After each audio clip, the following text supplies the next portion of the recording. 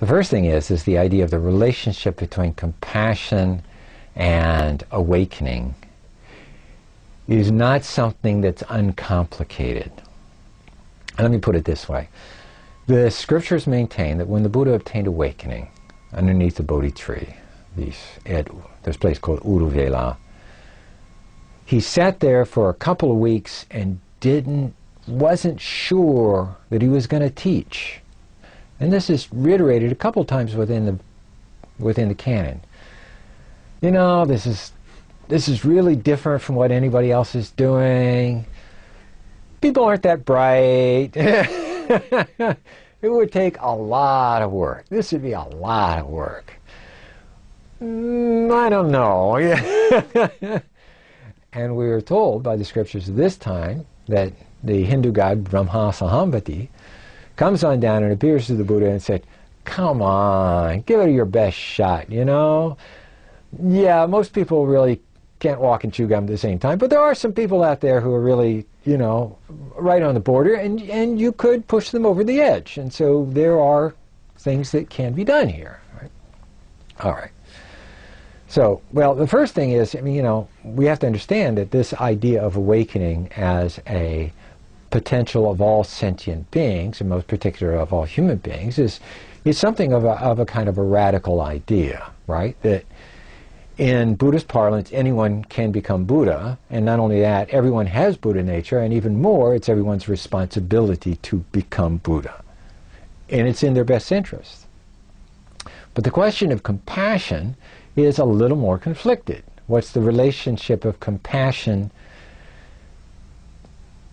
to the notion of awakening? Is it inherent or not? And this is something that Buddhists have argued a lot. This is not an uncomplicated, immediate thing. Mahayanists, by and large, have said, yes, compassion is a natural extension of the awakened condition, because it's the deconstruction of self, and therefore you identify, if you will, with all beings. Earlier Buddhist schools were a little bit more on the edge with this one, and not everybody has answered in the affirmative. I point out, even then, of course, there has been the impetus that you should still teach, because even if not everybody can be awakened, or not everybody will listen to you, at least there are some people, and so to keep the word of the Buddha alive, there's this moral mandate to go ahead and teach the word of the Buddha to people who are interested, even though they maintain that there's a bar, and you need to request a Buddhist monk 3 times before he's supposed to teach, right? And that's maintained to this day. This day, if you invite a Buddhist monk in, that monk's disciples will come in and 3 times in a formal request, will make the request 3 times, oh, please teach the word of the Buddha, and then the monk is allowed to teach. And it's fairly sincere, so you don't find a lot of Buddhist monks out on street corners with, you know, holding the Buddhist equivalent of a Bible, whatever that would mean, right?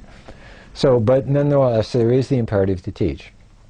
I was actually surprised in this regard when I encountered a guy who was involved in Taoism and who had been trained for over 20 years in a Taoist family in Taiwan.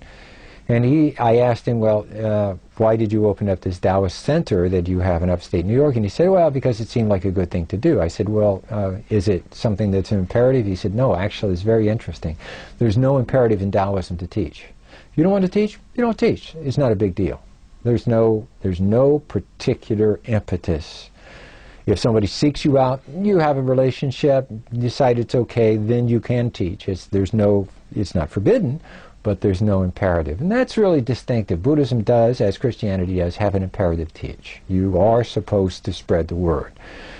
Whether you do it compassionately or not, I don't know. But nonetheless, you are supposed to spread the word.